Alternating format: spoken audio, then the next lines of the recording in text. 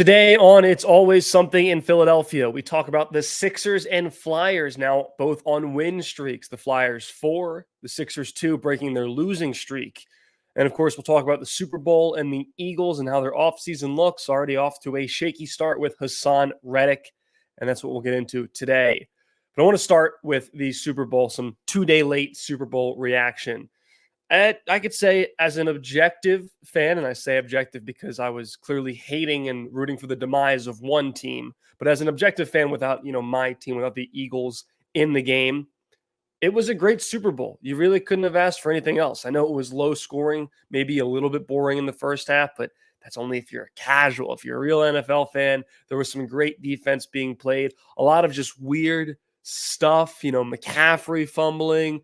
There was the fumble by Pacheco, second half, the interception by Mahomes, the punt off the foot, then it was muffed. A lot of weird stuff, but you were sort of always on the edge of your seat, always waiting for that next play. And it was always close enough. And that's the thing. And I mean, first off, a shout out and a tip of the cap to Chiefs fans. You're living the good life right now. But that's the thing with Mahomes and the Chiefs is for how bad they played. And I looked at my friend Drew, who's a Chiefs fan, when this was happening. And they were down 10-0, and then they scored that field goal right before the half, got some points. And I looked at him, I said, for as bad as the Chiefs are playing, it's a one-touchdown game. And that's kind of right where you want to be if you're Patrick Mahomes and the Chiefs. They, of course, came back. Ball ended up in Mahomes' hand to end regulation. Could have had a touchdown. Didn't see Rashee Rice because of that low snap. Gets the field goal. Then the Niners bone-headed choice to receive the ball with the new NFL overtime rules. They hold the Niners to a field goal. Chris Jones, great pressure on Brock Purdy. He misses a wide open, I think it's Juwan Jennings, or it might have been Deebo Samuel. I'm not sure which one, but he's forced to throw it away pretty much. Chiefs get it back. They need a touchdown, and it's Mahomes, it's Kelsey, it's Andy Reid, and you need a touchdown to win the game, and they're going to win the game. They get all the way down to the end zone. I thought Travis Kelce on that second to last play was going to just barrel in and go all the way in for that touchdown. It's what all the writers wanted. It's what all the conspiracy theorists and Swiftie haters sort of secretly wanted so they can complain about it. Oh, it's rigged. It ends with Travis. No, they end up running a similar version of Corn Dog, which as an Eagles fan, you might painfully remember are the two plays that they ran for wide open touchdowns in last year's Super Bowl against the Eagles, where they have a receiver start to go in motion and then stop and go back the way they were going, and sort of confusing the defense as to who's supposed to stick with him, who's supposed to carry over or stay, creating that wide open person. They did that, a variation of Corn Dog, in this game-winning drive for Mecole Hardman, the former Jet, who finds the end zone, scores the game and Super Bowl winning touchdown, and the Chiefs are Super Bowl champions. Again, a great game. The numbers just came out, 123 million. It's the most watched broadcast of all time, or I think the most watched since the moon landing was watched. So everyone was watching it. You sort of expected it, right, with the hype of the Chiefs repeating and all the Swifties, Taylor Swift Nation backing all the supporters, and just all the hype and controversy and whatever falling into this game. You sort of expected it to be this biggest event, and it gets bigger mostly every year. So it surpassed that. And I thought as a mostly objective fan, it was a great Super Bowl to watch. I thought Usher was great. He crushed it. He was sweating, which, okay, it makes sense. Stop roasting him. He's literally dancing through his entire performance. It makes sense he was sweating. And he started with, 4 layers of outfits on. Had some fun guests. So great Super Bowl. But what makes it all even sweeter is that the 49ers lost. And the Eagles world, at least, online Eagles Twitter, and sort of the NFL world has been clowning on the Niners since they lost. Why? Because they've been the most annoying team for maybe literally just the past year. For 365 days, one of the most annoying teams, if not before that, in the NFL. And it gave everyone, especially Eagles fans and Cowboys fans and Aaron Donald and whoever else, a chance to just point and laugh and kind of do the Millhouse, just laugh at them, because they were so obnoxious, so much complaining after last year's NFC Championship, which in all fairness, yes, you lose your quarterback. yeah, it sucks, and you're going to throw out hypotheticals. But the way, the vitriol, the conviction in which, again, fans, radio people, personalities, players said matter of factly, we won that game if Purdy was in. Eagles not legitimate. And then when the Eagles lost to the Chiefs last year, Niners fans loving the moment, soaking in the moment, clowning on Eagles fans every direction you could find. And so now, a year later, Eagles fans are returning the favor, and Niners fans are pretending like last year didn't happen and they didn't talk all off season. And it's been a joy to watch. Even Fletcher Cox getting in on the action, calling out, adding Deebo Samuel on his Instagram story, telling him, I got a ring and you don't. Get the F out of here. Aaron Donald doing the same thing, showing a picture of his ring. So everyone clowning on the Niners. And it is truly special to be so unlikable as a team that you bring together Eagles and Cowboys fans. I mean, how rare is that? That's like the meme of the two guys, Crip and Blood, or at least guys in blue and red with their bandanas tied, holding them up, we'll unite for this moment just to clown on the Niners. I mean, there's some Cowboy fan made a song online, which I'm going to play. I'm not sure if it's going to come over for you. 49ers, yeah, fuck the 49ers, yeah, fuck the 49ers, y'all a sorry ass team, thanks, fuck the 49ers, damn, I hate the 49ers, I hate y'all, I hate the 49ers, fuck y'all, bow, bow, bow, bow, bow, y'all some booty cheeks, hey, hey, hey, hey, hey, y'all lost to the Chiefs, bow, bow, bow, bow, bow, y'all some booty cheeks, hey, hey, hey, hey, Super Bowl losing streak, yeah. Hey, fuck the 49ers. Damn. I hate the 49ers. Facts. I hate that fucking team. Facts. Brock Purdy look like Jimmy Neutron, Fran Sheen. Timu Tom Brady got your quarterback from Sheen. Why I hate that team so much, where can I begin? Damn, fuck George Kittle, bro, he look like Ben Franklin. Man, fuck Brock Purdy, bro, he look like Ronald Reagan. Man, fuck Deebo Samuel, bro, he look like the baby. Man, fuck the 49ers. I can't say it enough. Yeah, y'all thought y'all had this one, huh? Yeah, that shit was just a bluff. And I ain't trying to hear what you gotta say about my team. Cause we both went home with the same amount of rings. Facts. Bow, bow, bow, bow, bow. Y'all some booty cheeks. Hey, hey, hey, hey, hey. Y'all lost to the Chiefs. Bow, bow, bow, bow, bow. Y'all some booty cheeks. Hey, hey, hey, hey. Super Bowl. Just phenomenal to own and dunk on the Niners like that after they did all that talking and all that annoying stuff all year long. It really is impressive that you had the majority of Eagles fans rooting for the same team that beat them in the Super Bowl a year ago instead of rooting for the Niners because of how just annoying they've been. So that's a truly impressive feat. So my tip of the cap to all of the Niners fans, players, and media that got you to this moment. One more thing I forgot about. Marshawn Lynch also getting in on the action. If you didn't see that, go look up this video. It's Marshawn Lynch in Vegas after the Super Bowl, just with a microphone, approaching Niners fans and saying, "Are you a fan of the 49ers?" And if they say yes, he just goes, and pardon my French, "Fuck you," and doing it for 10 minutes. It's the best. It's awesome. So a good Super Bowl, a relatively positive ending, as in, objective Eagles fan watching with my hatred of the 49ers. Good for Andy Reid. He got another one. It's cool to see him do it. I've seen a lot of weird discourse about like, oh, I wish the Eagles still had Andy Reid. And sure, like he was a great coach, but things are meant to come to an end. And, he has Patrick Mahomes. It's the perfect combination. It's why Belichick and Brady won so much. You have a great coach with an all-time quarterback. That's what brings success. There's no point in doing the mental gymnastics of like, oh, but if we just still had Andy, then we'd have. Don't do that to yourself. That's worthless. But he's got 3. Good for him. Travis Kelce, Jason's brother, he's got another one. And Jason, like he has since the Eagles got eliminated, just stealing the show on this Chiefs Super Bowl run. I mean, he was in the Mysterio, wrestling mask and his overalls, and just after they were celebrating, and it was Travis and Taylor, singing to each other and being romantic, you just saw Jason like in his mask, just vibing out, not even on this planet, probably a billion beers deep. Good for him for having a good time. To me, that looks like a retired man. He just seemed to be enjoying himself way too much. You never know if he comes back for this season. But one person who we know might or might not come back to the Eagles this season, this was a report that came out on Super Bowl day, is Hasson Reddick.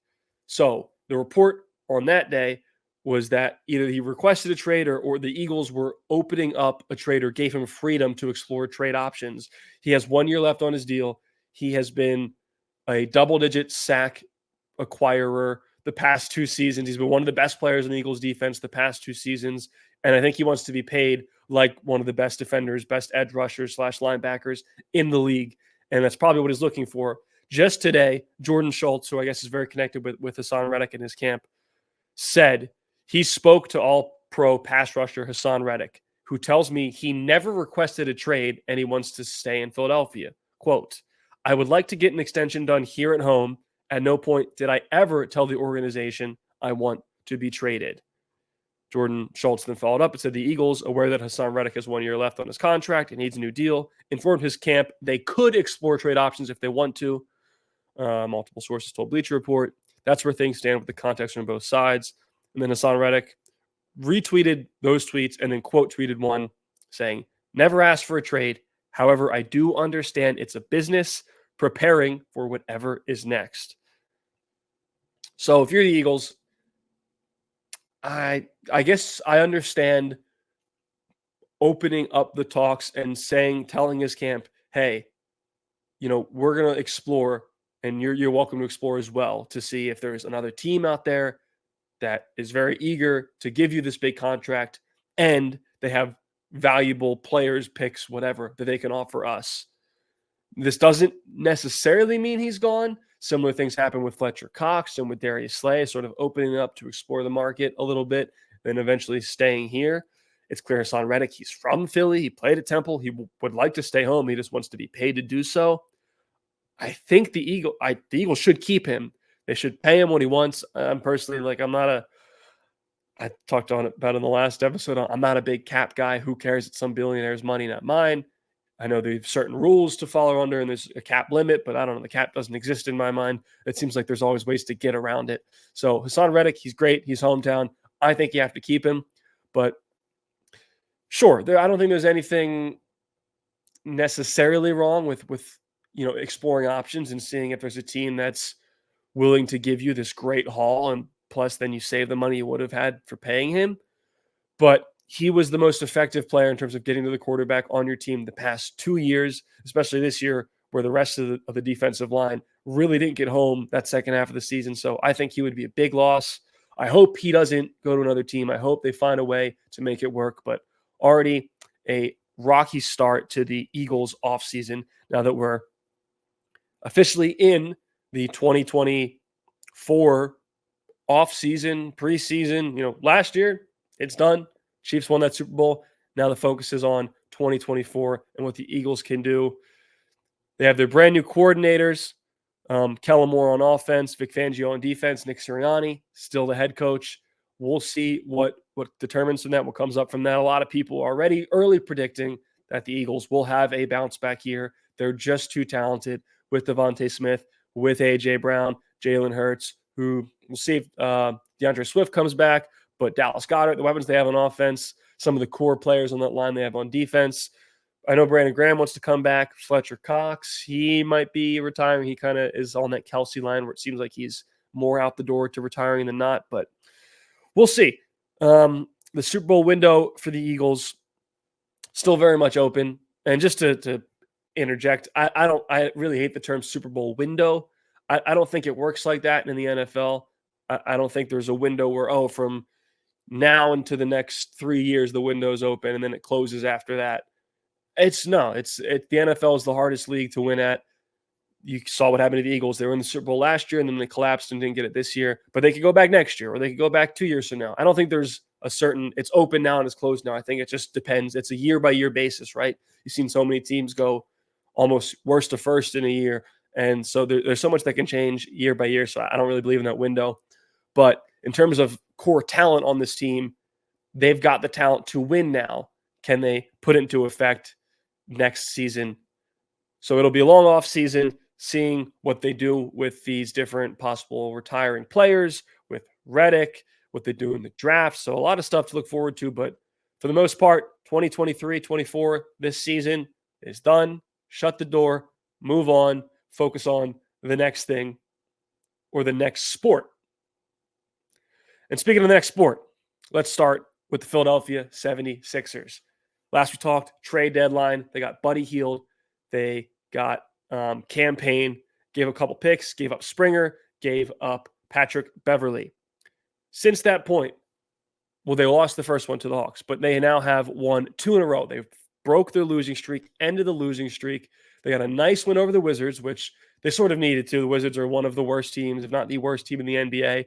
No defense, no coordination, just a bunch of guys chucking up shots in that one. So good to see them get that win. The Ricky Council game, he went off, really finding his time, getting some time on the floor, even staying in the crunch time minutes over Tobias Harris. Ended up being, the NBC Sports Player of the Game. They interviewed him afterwards, and I really loved his quote. They asked him about how, it seemed like the bench was going even crazier for you than, you were. How cool is it to see your teammates excited for you like that? And he basically said, well, they damn well better be excited, because that's what me and Terquavion Smith are doing every single game. They're the two-way guys. They're normally on the bench, and they're normally providing the energy. So he was like, yeah, damn right, they better give me what I've been giving them. So that was cool to see. And then last night, taking on the Cleveland Cavaliers, one of the hottest teams, or not the hottest team in the NBA. They've won pretty much all of their last games, haven't lost at home in 8 or so games. And the Sixers undermanned. No Embiid, of course. No Tobias Harris. No DeAnthony Melton. No Nick Batum. No Covington. Able to squeak out a win. And Buddy Hield has looked amazing. Buddy Hield is averaging north of 20 points since he came here to the Sixers. And I think this just goes to show that in the NBA, you see those videos of NBA players when they're retired going to like a YMCA and just pulling up from 3, crossover, spin move, dunks, just putting everything in their bag on display, when that guy was like a 3-and-D guy or like a center who like just set screens or whatever in the NBA. And to me, that goes to show how skilled these players are, that even though they play a certain role on an NBA team, and in Buddy Hield in a normal Sixers lineup, his job is just to be a sharpshooter. You give him the ball, you give him extended minutes, he's got a bag. He's an extremely talented basketball player, and he was putting it all on display last night in the Cavs game. Got that win. Coming down the stretch, it was tight, then it wasn't, and then it was again, but it was tight. Buddy Hield hitting back-to-back threes, stepping up in his defender's face, Max Strus's face, cold-blooded threes, Buddy buckets, as Kate Scott called him. He's been amazing so far. He's been everything you want to see and more. And how I'm feeling and how Sixers Twitter is feeling is that, man, I cannot wait to see what he looks like with Embiid, with a full Sixers lineup. He's doing all these things great. Right now he's averaging 20-plus points. That might go down, but I just want to see the spacing it creates, how wide open he is on threes, how fewer double teams Embiid sees because they can't allow Buddy Hield to be wide open. What that creates for Maxey driving to the bucket, lanes for Kelly Oubre to cut, or Tobias Harris if he ever wants to cut and go up strong to the rim. So I just really look forward to seeing what this lineup looks like, what Buddy Hield looks like next to Embiid. We've seen how strong he is with a sharpshooter like JJ Redick, like Seth Curry, like the other shooters he's had in his career. So I think it's going to be a perfect fit. And with some time to step back from the trade deadline, I think Daryl Morey did the best job that he could have. It sucks losing Patrick Beverley. He was awesome for the team. He was fun to watch, just a hilarious human being. And same thing with Jaden Springer. Well, not same thing, but it sucked to lose him because of the upside he had and his defensive tenacity. But they got the best player in the deadline, and it's Buddy Hield by a mile. They got him. They acquired some second-round picks, and really none of the other big players were traded. No one, from these other teams. So they got as good as they could have. Still be nice to get a backup center, but Paul Reed has been playing better. He had that game-saving block last night against Donovan Mitchell in the win over the Cavs. So I think they got better, and it's going to be fun to see this full lineup. And the last piece, and I mentioned it the last podcast, it was alluded to strongly, the Sixers have signed Kyle Lowry in the buyout market. So they bought him out from the Hornets, who he was traded to from the Heat. Philly native, another one like Marcus Morris, played at Villanova. He's been trying to get back to Philly, or been looking forward to getting back to Philly his whole career. Certainly on the back end of his career, not in his prime, but he's a veteran. He's a winner. He's a championship winner. He's got a history with Nick Nurse. He's a Philly guy. I think he will really be a great fit in terms of a veteran presence and someone that in a playoff game, in a clutch moment of the game, sometime late in the third quarter or early in the fourth where momentum could swing either way, he's going to get you a bucket. And what he'll do is he can be that backup point guard that maybe Beverly or Campaign are not really, but B, he can be a guard that they can play with Tyrese Maxey. And we saw that last night with Campaign, playing with Maxey a lot, creating spots for Maxey to be that off-ball, sort of more shooting guard type player, able to catch and shoot, drive to the basket, sort of do less with the ball in his hands. Not that he can't. He's been great as a point guard, but to switch up his role and keep defenses guessing. So Lowry will be great for that role. Just a good signing. Again, I think Pat Bev at this point is better all around. But if you ask, in a playoff game, who do you want shooting a tough shot or creating the offense or setting the offense, Lowry or Beverly? It is probably Lowry. So let's see if he can be healthy. Let's see if he can be effective. But in terms of a buyout purchase, I think it's great. It's a nice story, and it's been fun to see. The Sixers, not the only Philadelphia team winning. The Flyers, the surprise team of the year, have won 4 in a row since the All-Star break. Great win over the Coyotes last night. Maybe their best win of the season, just the way they persevered. So they were down 1-0, tied at 1-1, down 2-1, tied at 2-2. Did that all the way before tying at 3-3 and then getting the goal-ahead goal 4-3. A really awesome wraparound goal by Scott Lawton and some clutch, fantastic saves by Ersson late in the game to keep them in it, and eventually Owen Tippett with the empty net goal to really put it out of reach to make it a 5-3 win late there in the third period. The Flyers have looked great. And I said earlier, they were one of the surprise teams of the season because they were expected to still be rebuilding, to be young, to not really have everything going. And they just keep winning games. They keep being fun. They keep playing the Turtle song after the games, the Turtle saxophone. And it's a lot of fun, but it begs the question, and we've talked about it, or people have talked about it previously, what is this team going to do at the trade deadline, which for the NHL is March 8th? And Torts and John Tortorella and Danny Briere, the GM, have said earlier, at least, they're not going to pivot from their plan. And their plan is this team is still rebuilding structurally and wants to get better for the long term. And that begs the question, the philosophical question, well, what do you do if your team is outperforming their expectations? Do you still commit to being a seller, or do you buy? Do you try and win now? And, I don't think even as well as they're playing, anyone's going to say, hey, this is a Stanley Cup winning team. But you get to the playoffs, anything can happen. We've seen it year and year before. And that's what makes the NHL playoffs one of the best, is it really just depends on which team is hot and playing well in the right time. And we've seen historically great teams fall in the playoffs, first or second round. So I'm not the biggest hockey expert, not the biggest Flyers expert. So I don't have a really strong opinion on what they should do in terms of who they should keep and who they should not. But if this team's winning, it doesn't make sense to me to break up core players. If it's someone that they can afford to let go that will make them better in the long term, sure, I support it. But right now, they're fun. They're winning. They're wearing the sweet black and orange jerseys. I loved it. So Flyers playing some great hockey right now. And just it's a pleasure, especially after the way the Phillies season ended and the Eagles season ended, to see the Sixers, through all their injuries, playing well, and the Flyers kind of be this delight, this cherry on top of, this is a fun, competitive team.